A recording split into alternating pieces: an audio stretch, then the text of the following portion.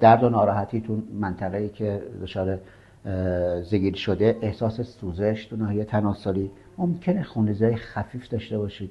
مخصوصا بعد از مقاربت ممکنه این خونریزی دیده بشه.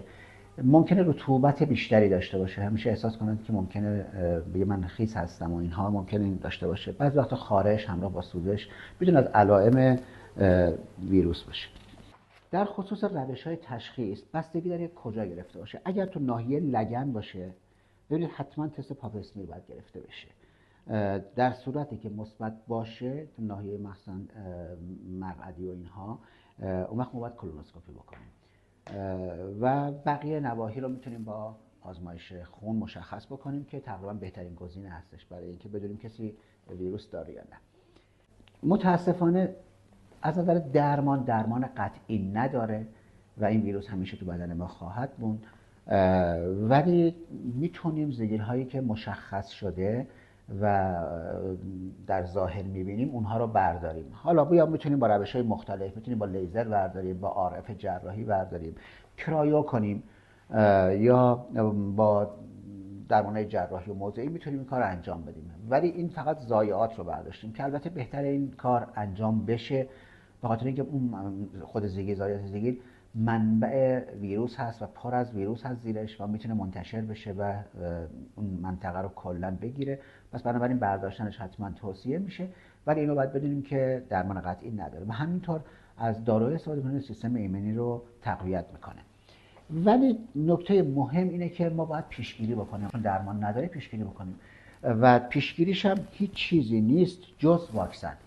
حالا تو چه بازه‌ای میشه واکسن رو زد؟ از 11 سالگی بهتره تا 25 سالگی بهترین زمان زدن. یعنی چی؟ یعنی زمانی که طرف میتونه به بلوغ میرسه و ممکنه رابطه جنسی داشته باشه. و بهتره که قبل از اینکه رابطه جنسی برقرار بشه ما واکسن رو زده باشیم.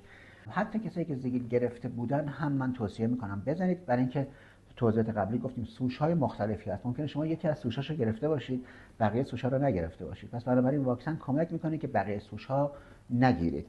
چند نوع واکسن توی بازار وجود داره.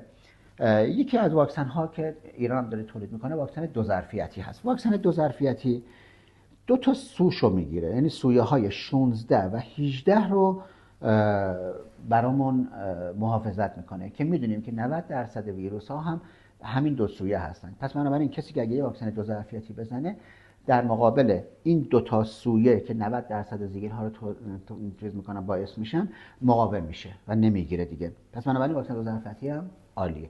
حالا بعضیا ممکنه بگن ما میخوایم که اون 4 سویه‌ای که سویه های خطرناک هم توش داخلش هستن که باعث سرطان دهان رحم میشن و بگیره، بعد واکسن 4 ظرفیتی بزنیم که علاوه بر این که 16 و 18 رو میگیره 6 و 11 رو میگیره که گفتیم 6 و 11 جزو سویه های خطرناک و سرطانزا بودن.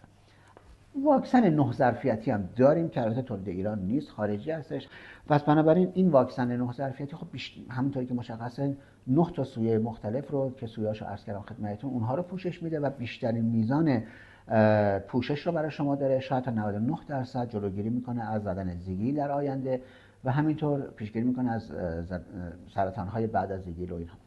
پس بنابراین من نکته‌ای که میخوام خیلی خیلی اصرار کنم بهتون اینه که به اطرافیانتون، به هر کسی که میبینید و داره وارد دوران بلوغ میشه و داره وارد دورانی میشه که از نظر جنسی میتونه فعال باشه، بگید حتما قبلش این واکسن رو بزنه و واقعا کاش وزارت بهداشت این رو تصویب کنه که جزء واکسن‌های همگانی بشه و بتونه به همه مردم اینو زده بشه، چه پسر چه دختر فرقی نمیکنه، این زده بشه که گرفتاری نشه.